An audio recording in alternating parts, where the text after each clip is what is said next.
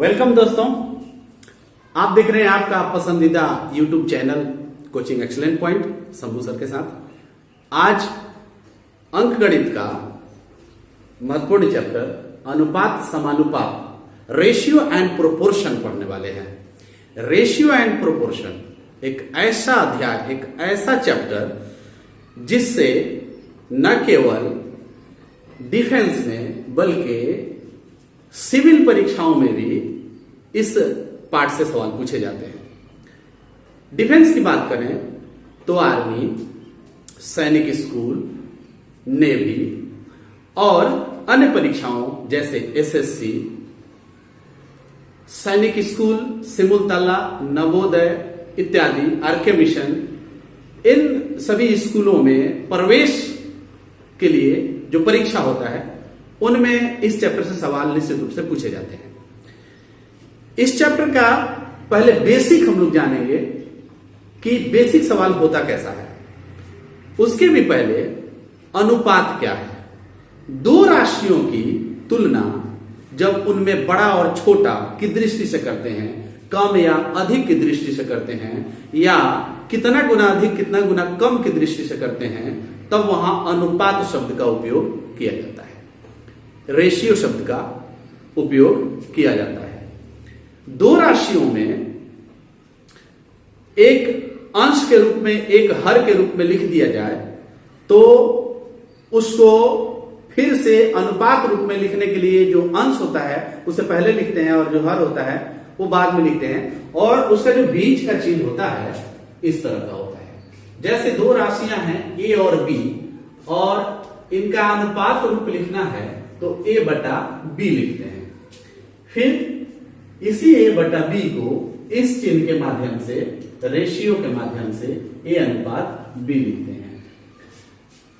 अब जैसे कोई संख्या, दो राशि ले लेते हैं 1 और 3, इनके बीच का रेशियो निकालना है तो 1 बटा 3 लिखेंगे और 1 अनुपात 3 लिखेंगे। ऐसे इसका मतलब ये हुआ कि जो पहली राशि है 1 वो दूसरी राशि से 3 गुना कम है, या दूसरे शब्दों में कहें कि दूसरी राशि यानी 3 पहली राशि का 3 गुना है।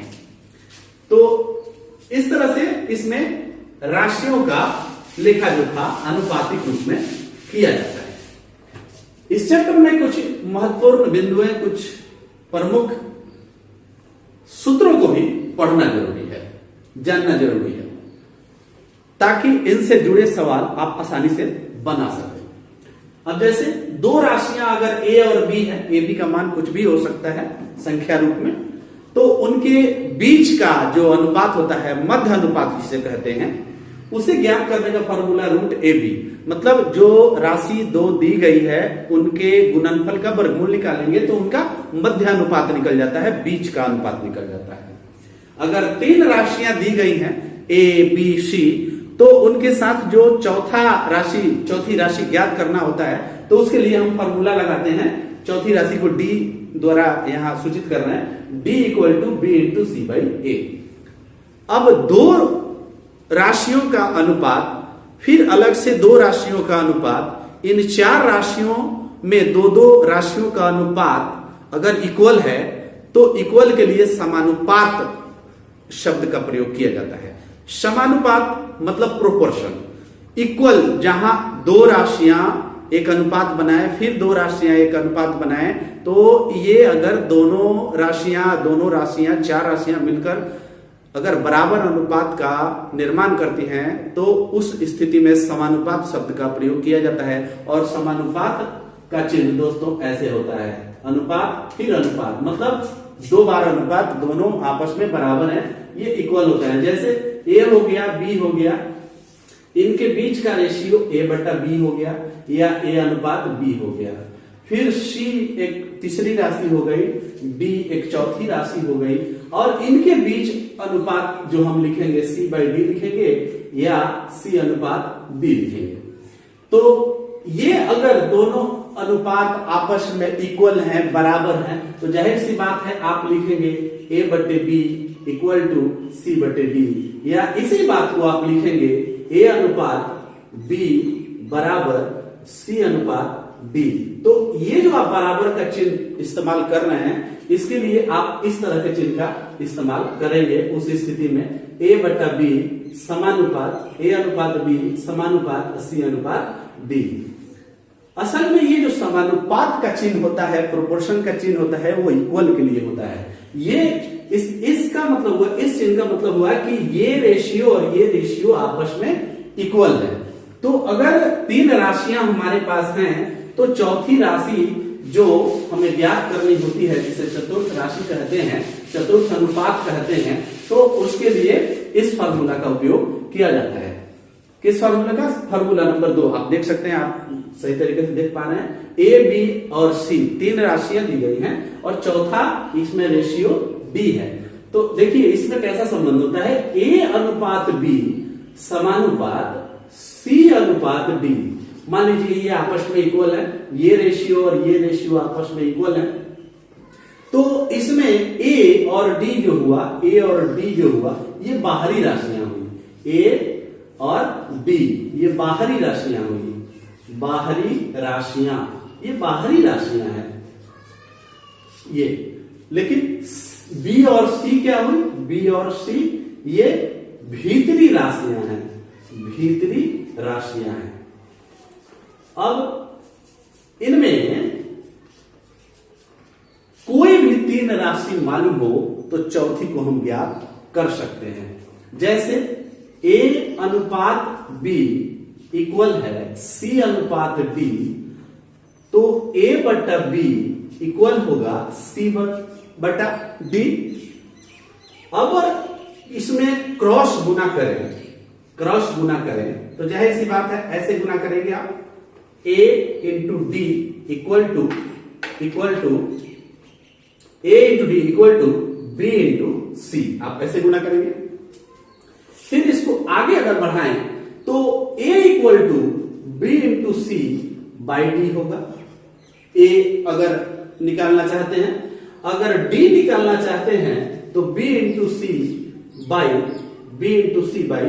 a होगा।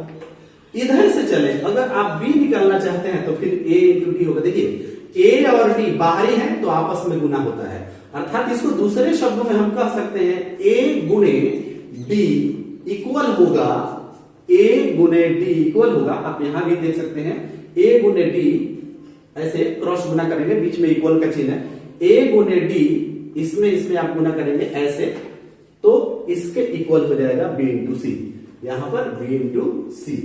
तो इधर से a ज्ञात कर रहे हैं तो b इंटू सी का बट्टा d हो रहा है, d ज्ञात कर रहे हैं तो b इंटू सी के नीचे a आ रहा है। फिर इधर से अगर b ज्ञात करना है तो a into D by b ज्ञात करना है, अगर b आप निकाल रहे हैं तो यहां पर c आएगा। फिर यहां अगर c निकाल रहे हैं तो a इंटू डी बाई, तो c निकालना है तो b आ जाएगा। तो इधर से किसी राशि का मान निकालना है तो इसका बट्टा, जिसका निकालना है वो रह जाएगा, जिसका नहीं निकालना है वो बट्टा के नीचे चला जाएगा। इस फॉर्मूला से, ये सब बेसिक नॉलेज है, इस पर ये जानकारी आप नहीं रखेंगे तो सवाल नहीं बन पाएगा, इसलिए इसे समझना बहुत जरूरी होता है। तो फिर से हम आपको इन सूत्रों की ओर ले चलना चाहेंगे। दो राशियां a और b हैं तो उनके बीच का मध्यानुपात ज्ञात करने का फॉर्मूला ये होगा, root under a into B. तीन राशियां दी गई हैं और a b c, उसमें से अगर चौथी राशि ज्ञात करना है तो सबसे पहले इस फार्मूला कैसे लिखेंगे, a और b रेशियो, फिर प्रोपोर्शन c और d होगा। जैसा कि यहां आप देख रहे हैं, इस d को ही चौथी राशि हम यहां कह रहे हैं। तो d ज्ञात करना है तो आप कैसे ज्ञात करेंगे, b इंटू सी, अंदर की दो राशियों का गुणनफल बटा a हो जाएगा, यहां पर a हो गया है। फिर इनमें संबंध इस प्रकार भी, जैसा कि हमने बताया, a बटा b इक्वल टू सी बटा d, या ad equal to B C, यहां पर कुछ देर पहले हमने आपको समझा दिया। फिर एक तीसरा फॉर्मूला, a और b दो राशियां दी गई हैं तो इनका तृतीय अनुपात क्या होगा, मध्य अनुपात, तृतीय अनुपात, चतुर्थ अनुपात। ये तीन फॉर्मूला बहुत ही इंपॉर्टेंट है, इस पर सवाल तो निश्चित रूप से प्रतियोगिता परीक्षाओं में पूछे जाते हैं। ये मध्य अनुपात का फॉर्मूला है, ये तृतीय अनुपात का फॉर्मूला है और ये चतुर्थ अनुपात का फॉर्मूला है। इसे आप मेमोराइज जरूर कर लीजिएगा। अब हम कुछ सवाल को बताना चाहेंगे, बेसिक सवाल से हम शुरू करते हैं। जैसे मान लीजिए आपके पास है 18:12 का सरलतम अनुपात लिखें। सरलतम अनुपात लिखें, ऐसा सवाल आ गया अगर कि 18:12 का सरलतम अनुपात क्या होगा। सरलतम का मतलब हुआ बिल्कुल न्यूनतम, छोटा रूप क्या होगा, सरलतम का मतलब हुआ। अब इसे हल करने के लिए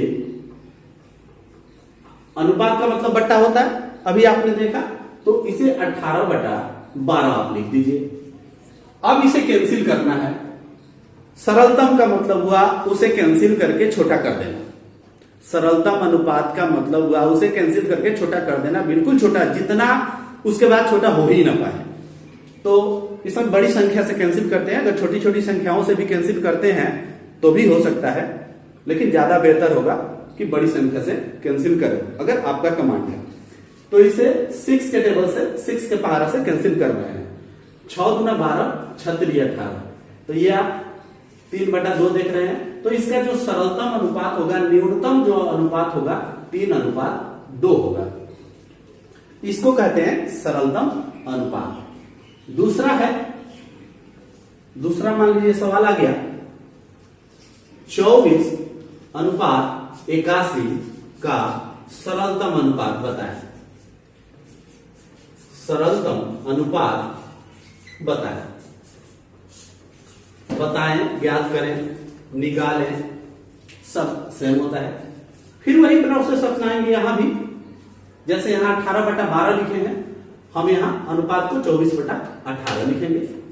कैंसिल होगा, काट देंगे। फिर एक बार 6 के पहाड़ा से ये कैंसिल हो रहा है ना, सॉरी, यहां पर 81 है, यहां 81 है, ये 18 नहीं है, 81 है, 81 है। अब आपको यहां दिमाग लगाना है कि किस पहाड़ा से, किस टेबल से, किस संख्या से दोनों ये कैंसिल हो रहा है। तो 3 के पहाड़ा से 27 बार में ये होगा और 8 बार में ये होगा। तो ये 8/27 आपका हो गया, जिसे आप लिख सकते हैं 8:27। ये हो गया इस तरह के सवालों का सरलतम अनुपात। इसमें बड़ी संख्या हो तब भी यही प्रोसेस अपनाएंगे, छोटी संख्या है तो आप देख ही रहे हैं। छोटी ही संख्या को पहले हम आपको समझाने की कोशिश किए हैं कि सरलतम अनुपात कैसे ज्ञात करते हैं। अब आपको इससे थोड़ा सा ऊपर उठ के सवालों को बताना चाहेंगे। सवाल नंबर 3 देखिए, राम और श्याम क्रमशः 45,000 रुपया और 75,000 रुपया लगाकर एक व्यवसाय आरंभ करते हैं, तो इनके पूंजी का अनुपात क्या है। राम ने पूंजी लगाया 45,000 रुपया और श्याम ने लगाया 75,000 रुपया। तो सवाल में केवल इतना ही पूछा जा रहा है कि इनके पूंजी का रेशियो क्या है, अनुपात क्या है। तो वही बात हुई, इसको सरलतम या न्यूनतम अनुपात में व्यक्त कर देंगे, निकल गया कि इनके पूंजी का अनुपात क्या है। तो थोड़ा सा इसमें प्रोसेस लिख करके आपको समझाना चाहते हैं। राम की पूंजी, अब यहां अगर प्रोसेस में बना रहे हैं, देखिए प्रोसेस में बनाते बनाते आप अनुभवी हो जाएंगे, आप उसको शॉर्टकट खुद ही बना लेंगे, अपने आप शॉर्टकट होने लगेगा। पहले बेसिक को समझना जरूरी होता है।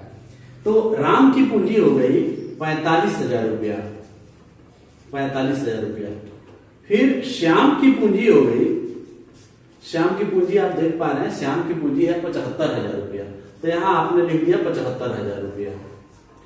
अब इनका अनुपात लिखना है, तो इनके पूंजी का अनुपात यहां पर लिख दीजिए 45,000 बटा 75,000। अनुपात निकालना है तो आप बटा में उसे व्यक्त तो कर ही सकते हैं ना। 3 शून्य से 3 शून्य कैंसिल आउट हो गया। अब इसको ऐसे टेबल से या ऐसे पहाड़ा से, ऐसी संख्या से कैंसिल करेंगे जो ऊपर वाला भी कैंसिल हो, नीचे वाला। तो आप देख पा रहे हैं ऊपर 45 है और नीचे 75 है, तो 15 के टेबल से, 15 के पहाड़ा से इसे आसानी से न्यूनतम रूप में ला सकते हैं। 15 × 5 = 75 और 15 × 45। तो क्या मिल गया दोस्तों, 3/5 आपको मिल गया। तो ये इनके पूंजी का जो अनुपात हुआ 3:5 हुआ। अर्थात अगर 45,000 रुपया राम की है, 75,000 रुपया श्याम की है, तो इसमें 3:5 का इन दोनों के पूंजी का अनुपात हुआ, न्यूनतम सरलतम अनुपात हुआ। फिर आगे देखते हैं दोस्तों, सवाल नंबर 4 लेते हैं। मोहन सोहन दोनों मिलकर क्रमशः 30,000 रुपया और 40,000 रुपया लगाकर एक व्यवसाय आरंभ करते हैं। वर्ष के अंत में 14,000 रुपया, ये लिखा हुआ है 14,000 रुपया का लाभ होता है उनके बिजनेस में, 14,000 रुपये का फायदा हो जाता है वर्ष के अंत में। तो उनके लाभ का वितरण, लाभांश जो होगा किस प्रकार होगा, मोहन को कितना रुपया मिलेगा, सोहन को कितना रुपया मिलेगा। लाभ तो 14,000 हुआ है, दोनों आपस में साझा व्यवसाय किए हैं, एक साथ किए हैं, पार्टनरशिप में किए हैं, 14,000 फायदा हुआ है। अब आप हो सकता है कि सोच रहे होंगे कि 14,000 तो 7,000 बांट देना चाहिए, लेकिन नहीं, 7,000 नहीं बांटना चाहिए। 7,000 तब बांटते जब दोनों की पूंजी बराबर होती, तो पूंजी के अनुपात में लाभांश का वितरण होना चाहिए। जो ज्यादा पूंजी लगाया उसको ज्यादा फायदा मिलना चाहिए, जो कम पूंजी लगाया उसको कम फायदा मिलना चाहिए। पूंजी के हिसाब से लाभांश का वितरण होता है दोस्तों। तो इसमें देखिए ये जो चैप्टर है, आप अनुपात और समानुपात पढ़ रहे हैं, ये बहुत तरह के प्रतियोगिता परीक्षाओं में इससे सवाल पूछे जाते हैं। अगर आप कॉमर्स के विद्यार्थी हैं तो भी आपके लिए ये बहुत ही इंपॉर्टेंट चैप्टर है, अनुपात समानुपात। ये कमर्शियल मैथ में भी आता है। चलिए पहले पूंजी का अनुपात लिख देते हैं दोस्तों, पूंजी का अनुपात। अब यहाँ पर हम पूंजी का अनुपात लिखेंगे कि आखिर इनके पूंजी का रेशियो क्या है, किस अनुपात में इनका पूंजी एक साथ लगा करके बिजनेस शुरू हुआ है। तो ये हो गया 30,000 रुपया और अनुपात 40,000 रुपया, ये 40,000 रुपया हो गया दोस्तों। अब बटा में भी करके इनका सरलतम अनुपात निकाल सकते हैं, 30,000 के नीचे 40,000 लिखकर, या डायरेक्ट ऐसे भी कैंसिल कर देंगे तो कोई दिक्कत नहीं है, कैंसिल किया जा सकता है। तो आपको क्या मिल गया, 3:4। 3:4 के अनुपात में इनकी पूंजी इन्वेस्ट है व्यवसाय में, किनका, मोहन और सोहन का। 3:4 यानी 3 हिस्सा इनको मिलेगा, 4 हिस्सा उनको मिलेगा। ये इंडिकेट करने लगा अनुपात। यहां पर हम क्या करेंगे दोस्तों कि अनुपातों को जोड़ देंगे, अनुपातों का योग ज्ञात करेंगे कि आखिर इनके रेशियो का अनुपात क्या हो रहा है। तो अनुपात अगर जोड़ते हैं 3 और 4 तो यहां पर 7 आ जाएगा, अनुपात जोड़ते हैं। अब हम एक एक करके मोहन का लाभांश निकालेंगे। मोहन का लाभांश यानी मोहन को कितना मिलेगा, 14,000 रुपया में से। तो इसके लिए मोहन की पूंजी का अनुपात गुने कुल लाभ, जितना फायदा हुआ है दोनों के बीच में, 14,000 रुपया बटा, अब अनुपातों का योग लिखेंगे। ये हालांकि फॉर्मूला के रूप में इस्तेमाल किया जाता है। यहां पर मोहन का लाभांश निकालने के लिए लिखते हैं मोहन की पूंजी का अनुपात गुने कुल लाभ बटा अनुपातों का योग। ये फॉर्मूला लिखते हैं, हम फॉर्मूला नहीं लिख करके आपको बता दे रहे हैं। यहां हो गया मोहन की पूंजी का अनुपात गुने कुल लाभ बटा अनुपातों का योग। अब यहां पर दोस्तों कैंसिल अगर होने वाला है तो कैंसिल भी करेंगे। अब इसे 7 गुना 14, 2,000, ये 2,000 हो गया, यहां 3 है, 6,000 रुपया दोस्तों ये मिल गया हिस्सा मोहन का।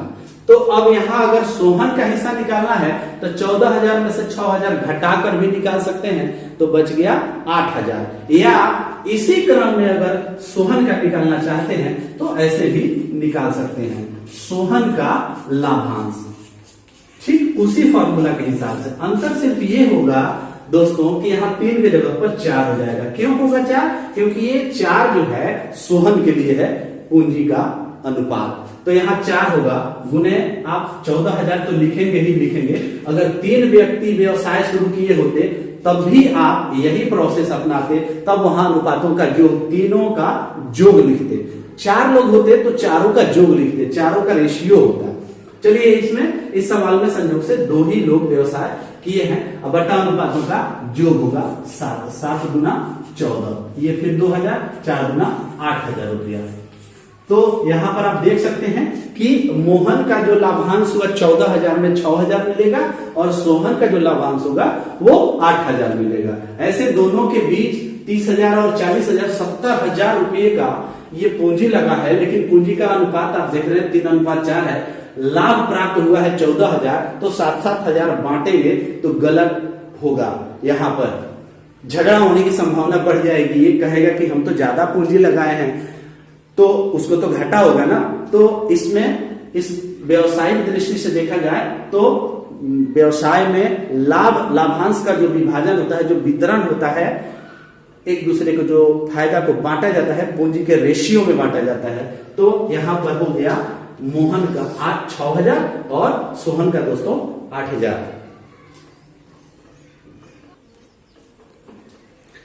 सवाल नंबर 5 देखते हैं।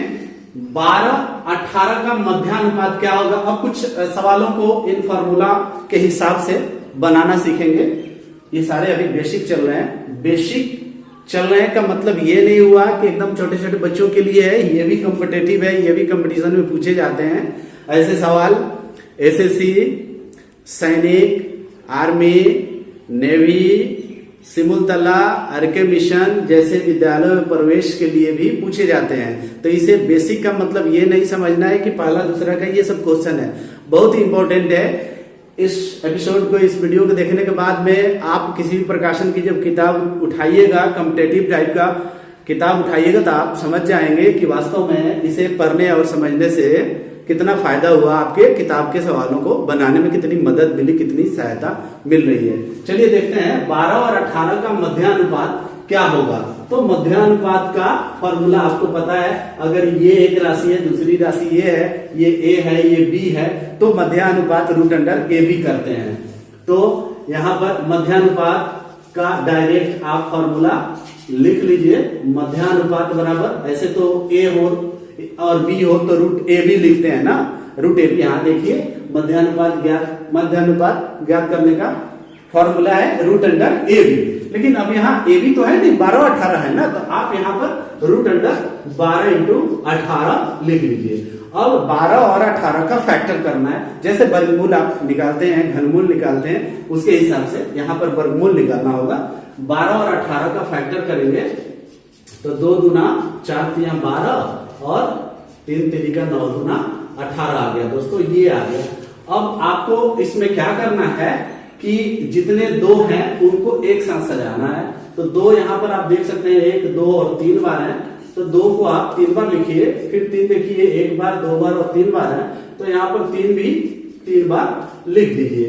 वर्गमूल में आप फैक्टर द्वारा जो वर्गमूल पढ़ते हैं उसमें क्या होता है कि 2 फैक्टर सेम है तो उनमें से एक बार बाहर किया जाता है। तो जाहिर सी बात है, ये 2 बार है तो 1 2 बाहर आएगा, ये अकेला बच गया, ये बाहर आने वाला नहीं है। फिर लेकिन ये 2 बार है तो 1 3 तो बाहर आ गया, अंदर क्या रह गया, 1 2 रह गया और 1 3 रह गया। दोस्तों आप समझ पा रहे हैं। तो इसको 2 तिया 6 हो गया आपका आंसर। किसका मध्यानुपात है? 12 और 18 का। फिर कभी कभी ऐसा होता है कि वो डेसिमल में आंसर देता है, तो इसको डेसिमल में कन्वर्ट करने के लिए 6 का वर्गमूल ज्ञात करना होगा। तो वर्गमूल कैसे ज्ञात करते हैं? वर्गमूल वाले पार्ट को जब आप देखेंगे तो ये आपका क्लियर हो जाएगा। लेकिन ये कभी कभी रेयर केस में ऐसा होता है कि डेसिमल में व्यक्त करके लिखेगा, नहीं तो मध्यानुपात आपका ये हो गया। एक और सवाल छोटा सा ले जाए। मान लीजिए कि 10 है, 8 है और 6 का, चलिए 6 कैंसिल कर देते हैं। 10 8 का तृतीय अनुपात लिखे, थर्ड रेशियो, तृतीय अनुपात आपको लिखना है। थर्ड रेशियो, तृतीय अनुपात क्या होगा? तृतीय अनुपात क्या होगा? ये सवाल नंबर 6 हो गया। मान लीजिए क्या कहता है सवाल नंबर 6 कि 10 और 8 का तृतीय अनुपात क्या होगा। तो आप ये मध्य अनुपात सीख लिए, यहां पर चतुर्थ अनुपात है लेकिन यहां पर तृतीय अनुपात है। और तृतीय अनुपात ज्ञात करने का, तृतीय अनुपात अगर 2 राशियां हैं, एक ए है एक बी है, तो तृतीय अनुपात मतलब सी आप ज्ञात करने वाले हैं। तो सी के लिए क्या करेंगे? b² लिख देंगे। तृतीय अनुपात, तृतीय अनुपात, चलिए यहां पर फॉर्मूला हम लिख देते हैं थोड़ी देर के लिए।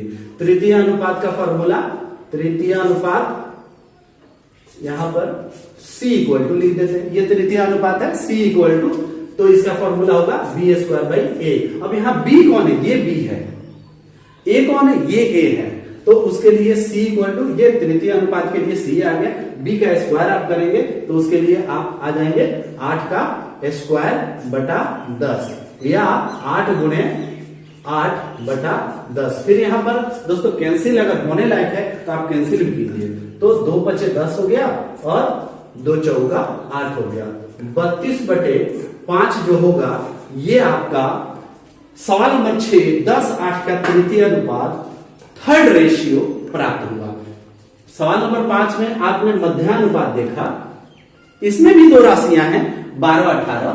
सवाल नंबर 6 में भी दो राशियां हैं 10-8, लेकिन सवाल नंबर 5 में मध्यानुपात निकालना है। तो मध्यानुपात निकालने का फॉर्मूला आप क्या पढ़े हैं, रूट अंडर ए बी, मतलब पहली राशि गुने दूसरी राशि रूट में।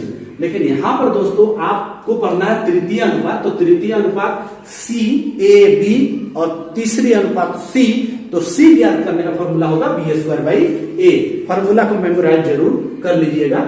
ये आप तीसरा अनुपात इसमें देखा और आपने सवाल नंबर 5 में मध्य अनुपात देखा, जो जिसमें फॉर्मूला हमने लगाया रूट ए बी का। अब हम देखेंगे सवाल नंबर 7। ये कह रहा है कि 5, 3 और 4 का चतुर्थ अनुपात बताइए। फोर्थ रेशियो क्या होगा। आपके पास 3 राशियां हैं, ध्यान दीजिए, छोटी छोटी राशियां हैं। जैसे छोटी छोटी राशियों पर सवाल बनाते हैं वैसे बड़ी बड़ी राशियों का भी बना सकते हैं। छोटी राशियों का समझना सबसे जरूरी होता है, बड़ी राशियां तो आप बना ही देंगे जब इसमें माहिर हो जाएंगे। तो 5, 3, 4 का चतुर्थ अनुपात लिखना है। फोर्थ रेशियो क्या होता है, तो ये ए हो गया, ये बी हो गया, ये सी हो गया दोस्तों, तो इसका मतलब डी निकालना है। तो इसको अगर प्रोसेस से बनाया जाए, मान लीजिए थोड़ा सा प्रोसेस अगर इसमें लगा दें कि माना चतुर्थ अनुपात, यहां पर लिखें चतुर्थ अनुपात बराबर डी है, मान लीजिए डी है। यहां पर एक्स भी मान सकते हैं, वाई भी मान सकते हैं, जेड भी मान सकते हैं, मानना आपके ऊपर है कि आप कौन सी संख्या ज्यादा यूज करते हैं। हमने डी मान लिया कि चौथी संख्या, चौथा अनुपात इसका डी है। तो आप इसे कैसे लिखेंगे, 5:3, 5:3, फिर समानुपात 4:, और यहां पर डी आ गया, एक्स भी यहां पर उपयोग किया जा सकता है। तो अनुपात को अभी हमने बताया आपको कि 5/3 इक्वल टू ये 4 आप डी लिख सकते हैं। फिर हमने आपको क्रॉस गुना की बात बताई, तो कैसे होगा ये 5 इंटू डी, क्रॉस गुना करेंगे इक्वल टू 4 इंटू 3 या 3 इंटू 4, एक ही बात हुआ, 4 इंटू 3 या 3 इंटू 4। फिर आपको चौथा अनुपात ज्ञात करना है, डी ज्ञात करना है, तो 4 इंटू 3/5 या 4×3=12/5, ये आपका हो गया चौथा अनुपात। चतुर्थ अनुपात ये ज्ञात कर लीजिए। फिर यहां देखेंगे आप डायरेक्टली फॉर्मूला का यूज कर रहे हैं, तो वही बात फिर सामने आता है कि अगर हम डायरेक्ट लिखें डी बराबर चौथा अनुपात बराबर, तो डी बराबर मतलब एक्स बराबर वाई बराबर जेड बराबर, आप डी लिखिए, एक्स लिखिए, वाई लिखिए, जेड लिखिए, यह आपके ऊपर निर्भर करता है आप चौथे अनुपात को क्या मान रहे हैं। तो डी ज्ञात करना है, तो इसके लिए फॉर्मूला क्या है, B into C by A. अब यहां देखिए बी इंटू सी का मतलब क्या हुआ, बी इंटू सी यानी 3×4, यहां पर भी तो है 3×4, B into C by A. अब यहां पर ए है, ये 5, ये ए है, इसको दूसरे कलर से आपको दिखा रहे हैं, ये ए है, ये बी है, ये सी है, आप देख रहे हैं, ये आप ऐसे देख लीजिए, ए के लिए 5, बी के लिए 3 और सी के लिए 4। तो अगर आप डायरेक्ट लिखते हैं तो बी गुने सी बटा ए, बी गुने सी, तो बी किसको लिखेंगे आप, 3 को लिखेंगे, गुने सी किसको लिखेंगे, 4 को लिखेंगे, बटा ए किसको लिखेंगे, 5 को लिखेंगे।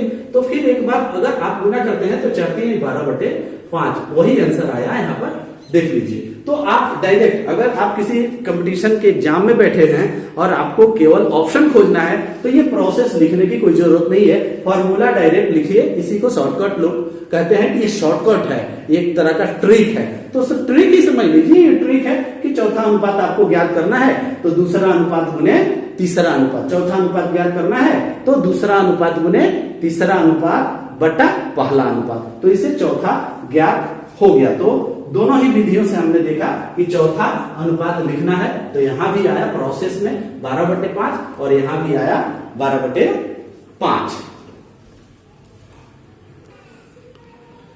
देखिए सवाल नंबर 8 लेते हैं। दूध और पानी के मिश्रण में कुल मिश्रण 30 लीटर है, जबकि उनका अनुपात, किनका अनुपात भाई? दूध और पानी का अनुपात क्या है? 7:3 है। अर्थात 7 भाग दूध है तो 3 भाग पानी है। दूध और पानी तो एक साथ ऐसे मिक्स होता है कि समझ में ही नहीं आता है कि पानी कितना है, मिला है कि नहीं मिला है। बहुत बड़ा कंफ्यूजन होता है, इस पर बहुत सारे सवाल आते हैं। दूध और पानी के मिश्रण में कुल मिश्रण 30 लीटर है। 30 लीटर का एक विलयन तैयार हो गया है, लेकिन उसमें दूध और पानी है। दूध और पानी किस अनुपात में है? 7:3 में है। अब आपको बताना है कि दूध की मात्रा कितनी है, पानी की मात्रा कितनी है। फिर इसको बहुत ही आसानी से हल करेंगे। दूध अनुपात पानी, दूध अनुपात पानी क्या है? 7:3।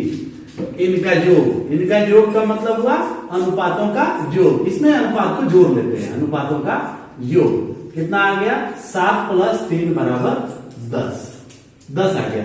अब आपके पास है कुल मिश्रण 30 लीटर, तो यहां आप लिख दीजिए दूध की मात्रा। देखिए दूध की मात्रा ये ठीक वैसे ही बना रहे हैं जैसे राम और श्याम, मोहन और सोहन ने मिलकर जो व्यवसाय आरंभ किया था, लाभ का जो वितरण हुआ था, उसी प्रकार से ये बनेगा। तो दूध की मात्रा निकालने के लिए दूध का अनुपात गुने कुल मिश्रण बटा अनुपातों का योग। तो यहां आ गया दोस्तों अनुपातों का योग आप देख रहे हैं 10 है, ये 0 से 0 कट गया, 21 लीटर आ गया। 21 लीटर क्या आ गया? आपका दूध आ गया। उस 30 लीटर में 21 लीटर दूध है, तो जो शेष बच गया वही पानी है ना। तो 30 में से 21 आप घटा लीजिए तो 9 लीटर उसमें पानी है। 21 लीटर दूध है, 9 लीटर पानी मिक्स करके 30 लीटर का मिश्रण बनाया गया है, उसको भी दूध ही कहा जा रहा है, लेकिन पानी मिक्स है। तो यहाँ आपको पानी भी ज्ञात करना है। तो दोस्तों पानी ज्ञात करने के लिए 2 तरीका है। पानी की मात्रा अब आपको ज्ञात करना है। पानी की मात्रा हम लिख देते हैं। अब पानी की मात्रा निकालना है तो फिर पानी का अनुपात यानी 3 गुने अब कुल मिश्रण 30 बटा अनुपातों का योग यानी 3 का 9 लीटर। आप ऐसे भी लिख सकते हैं। ये दोनों आपका आंसर हो गया। फिर इसी चीज को, इस पानी को ही आप ऐसे भी बना सकते थे। कैसे? 30 लीटर माइनस, आप एक तो ज्ञात कर चुके हैं ना, दूध तो ज्ञात कर चुके हैं, तो यहां पर 21 लीटर लिख दीजिए। तो 30 में से 21 घटा लीजिए, यहां पर जो बच गया 9 लीटर वो आपका पानी हो गया। तो आप इसे ऐसे भी ज्ञात कर सकते थे, ऐसे भी कर सकते हैं, कोई दिक्कत नहीं है। लेकिन जो आप आसान समझे उसका इस्तेमाल कर लीजिएगा। ये सवाल नंबर 8 है।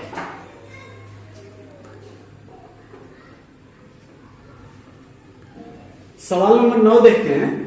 ये कहता है कि 24:15 समानुपात x:27। तो x का मान क्या है? मतलब ये रेशियो और ये रेशियो बीच में समानुपात, आप प्रोपोर्शन देख रहे हैं, ये आपस में रेशियो बराबर है। इसमें 4 राशियां दी गई हैं, उसमें एक अज्ञात है जिसे x कह रहे हैं, x का वैल्यू नहीं दिया है। तो x का क्या ऐसा मान है जिससे इधर की और इधर की दोनों रेशियो आपस में समान हो जाए? तो प्रोसेस वही सिंपल है, एकदम सिंपल है। ये रेशियो इक्वल टू ये रेशियो, ये दोनों रेशियो आपस में इक्वल है। ये हम नहीं कह रहे, सवाल में लिखा है समानुपात मतलब बराबर। तो आप लिख दीजिए 24/15 इज इक्वल किसके? x/27। अब आप इसे यहां पर क्रॉस गुना कर दीजिए। कैसे क्रॉस गुना करेंगे? 24 गुने 27 या 15 गुने x। 15 गुने ऐसे कीजिए, ऐसे कीजिए, फिर ऐसे कीजिए, 24 गुणे 27। फिर जनरली आपको x का मान निकालना है, तो x इक्वल टू हो जाएगा 24 गुणे 27/15। ये आपका आ गया। फिर यहां पर कैंसिल करना है, 3 × 5 = 15 और 3 × 8 = 24। ये हो गया 8 गुणे 27। 8 गुणे 27। अब इसको गुना करेंगे, 8 × 7 = 56, हासिल हो गया 5। 8 गुणे 16 और 5 21/5। दोस्तों ये x का जो वैल्यू हुआ 24 अनुपात 15 समानुपात x अनुपात 27 में x का जो वैल्यू हुआ यही हुआ। क्या हुआ? 216/5 x का यहां मान अगर रख दिया जाए तो दोनों साइड के रेशियो आपस में इक्वल होंगे।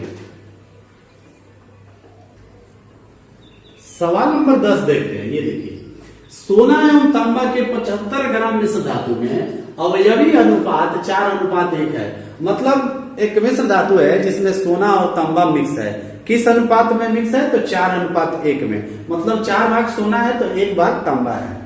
और टोटल मिश्रण जो मिश्र धातु तैयार हुआ है वो 75 ग्राम का तैयार हुआ है। सोना एवं तांबा के 75 ग्राम मिश्र धातु में अवयवी अनुपात मतलब सोना और तांबा का अनुपात 4:1 है। यदि इसमें और 15 ग्राम, इस मिश्र धातु में और 15 ग्राम तांबा मिला करके फिर से मिश्रित किया जाए तो नया अनुपात क्या होगा? बहुत ही रोचक सवाल है, बहुत इंपॉर्टेंट सवाल है, थोड़ा सा कंसंट्रेट करना पड़ेगा। तो इसमें सबसे पहले दोस्तों क्या करते हैं कि इनकी मात्रा निकाल लेते हैं कि आखिर 75 ग्राम में सोना कितना है और तांबा कितना है। चलिए यहां पर हम ये हल लिख सकते हैं। सोना अनुपात तांबा, सबसे पहले ये जो दिया हुआ अनुपात है उसे लिखते हैं कि सोना अनुपात तांबा मतलब 4:1 है। अगर इनका योग ज्ञात करें, अनुपातों का योग, तो जाहिर सी बात है 5 होगा। 4 + 1 5 होगा। अब सोना की मात्रा पहले हम निकाल लेते हैं। सोना की मात्रा वैसे ही जैसे दूध की मात्रा, पानी की मात्रा निकाले है ना, वैसे ही इसको निकालेंगे। जैसे लाभांश का वितरण किए वैसे ही करेंगे। ये अनुपात ऐसा चैप्टर है कि सब एक दूसरे से मिलते जुलते सवाल होते हैं। प्रोसेस वही रहता है, सोना चांदी दूध पानी राम श्याम मोहन का लाभांश, इस तरह से सवाल होता है इसमें। तो सोना की मात्रा यहां पर हम जानना चाहेंगे। तो सोना की मात्रा ज्ञात करने के लिए सोना का अनुपात, फिर यहां पर कुल मिश्र धातु बटा अनुपातों का जोड़, इससे इसको 15 बार में कैंसिल कर दिए। 15 × 75, तो ये आ गया दोस्तों 60 ग्राम। 60 ग्राम क्या हो गया? आपका सोना हो गया 60 ग्राम। फिर जब 60 ग्राम ये हो गया तो आप 75 में से 60 घटा दीजिए तो 15 ग्राम हो गया। नहीं घटाना चाहते हैं तो आप यहां पर ऐसे भी इसी प्रोसेस से तांबा की मात्रा निकाल लीजिए। तांबा की मात्रा, आप तांबा की मात्रा कैसे निकालेंगे? ऐसे इसका अनुपात, ये तो सोना के लिए 4 लिखे हैं तो तांबा के लिए 1 गुने, यहां पर तो आपको कुल लिखना ही है, यहां अनुपातों का योग होगा ही होगा। तो इसको भी 15, तो 15 एकम 15 ग्राम। अब सवाल कह रहा है दोस्तों कि इसमें और तांबा मिला दिया गया। देखिए पहले से 15 ग्राम है और 15 ग्राम इसमें मिला दिया गया। अब देखिए प्रश्न से अब सवाल कहता है तांबा 15 ग्राम एक्स्ट्रा मिलाने पर, अब 15 ग्राम एक्स्ट्रा मिलाना है। तो अब यहां पर लिखेंगे आप सोना अनुपात, सोना लिखा हुआ है, सोना अनुपात तांबा, सोना अनुपात तांबा। तो सोना तो आपके पास वही है 60 ग्राम, ये नहीं बदल रहा है। 15 ग्राम और उसमें तांबा मिक्स हो रहा है तो 60 का ये 60 हो गया अनुपात, और ये 15 पहले से है और प्लस 15 और आ गया दोस्तों, क्योंकि 15 ग्राम पहले से मिक्स था और 15 ग्राम उसमें मिक्स करना है। तो तांबा जो मिक्स हो 30 ग्राम हो गया ना, तो इसको आप लिखेंगे 60:30। इसको अगर बट्टा में लिखें तो 60/30 कैंसिल करेंगे, 3 दूना 6, तो ये हो गया 2/1, अर्थात 2:1 इसका आंसर होगा। जो नया रेशियो आ रहा है दोस्तों वो 2:1 में आ रहा है, अर्थात 2 भाग सोना है और 1 भाग उसमें तांबा है। लेकिन पहले का रेशियो देखें तो 4 भाग सोना में 1 भाग तांबा होता था, अब 2 भाग सोना में 1 भाग तांबा आ रहा है। आप देख पा रहे हैं 2 अनुपात, यहां पर 2:1 हो गया। पहले से 15 है और 15 ग्राम इसमें और आ गया तो ये मिलाकर 30 ग्राम हो गया। तो ये 10 नंबर सवाल था। इसमें हम ये जो प्रमुख फार्मूला दिए गए हैं इस पर सवाल समझाया, कुछ अलग टाइप के भी सवाल को समझाया। आप किसी भी विषय से लेकर पढ़ते हो, अगर आप जॉब के लिए तैयारी कर रहे हो तो उसके लिए बहुत जरूरी है अंकगणित को जानना। एसएससी या फिर आर्मी, अगर स्कूल के प्रवेश परीक्षा की बात की जाए तो सिमुलतला, सैनिक, नवोदय, आरके मिशन, इन सभी विद्यालयों में प्रवेश के लिए ये चैप्टर बहुत ही महत्वपूर्ण होता है। या फिर आप किसी कंपटीशन को फेस करना चाहते हैं जॉब के लिए, उसके लिए भी ये इंपॉर्टेंट होता है। रेलवे हुआ, बैंकिंग हुआ, बहुत ही इंपॉर्टेंट चैप्टर है। आज के इस रेशियो एंड प्रोपोर्शन वाले एपिसोड में इतना ही। इसके बाद इसका एक पार्ट 2 बनेगा जो फुली कॉम्पिटिटिव होगा, मतलब थोड़ा सा ऊपर उठ के जो एग्जाम्स होते हैं, थोड़ा सा कॉम्प्लिकेटेड सवाल जो होते हैं उनको कैसे हल करते हैं, इसमें बेसिक से थोड़ा सा ऊपर उठ के सवालों को समझाया। लेकिन इसके बाद वाले एपिसोड में थोड़ा सा डिफिकल्ट सवालों को हम लेकर आएंगे आपके साथ। आज के एपिसोड में इतना ही, मुझे दीजिए इजाजत, नमस्कार।